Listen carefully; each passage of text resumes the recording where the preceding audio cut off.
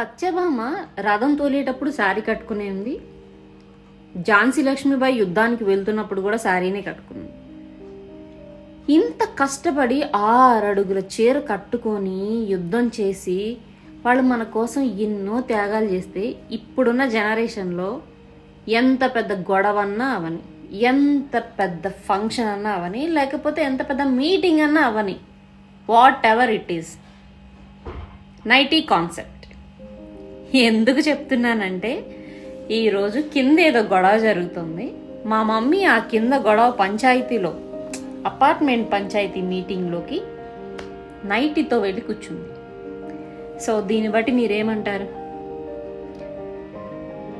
Apple ఎందుకు కింద పడింది అని ఆలోచించారు. బల్బ్ ఎవరు కనిపెట్టారు చెప్పారు. ఇలా అన్నీ కనిపెట్టిన వాళ్ళ పేర్లు మన దగ్గర ఉన్నాయి. నైటీ కనిపెట్టిన వాళ్ళ పేరు మన దగ్గర ఉందా? ఆ నైటీ కనిపెట్టినోడు దొరికితే మాత్రం వాడికి నిజంగా సన్మానం చేయాలి. ఎందుకంటే ఏ ప్రాబ్లం లేకుండా ఒక్క నైటీ ఉంటే చాలు. 24/7 నైటీ. మా మమ్మీ ఇంట్లోనే నైటీతో ఉంటుంది.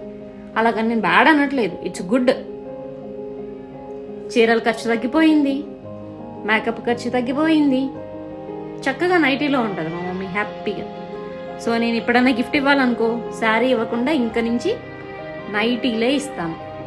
Hats off to nightie.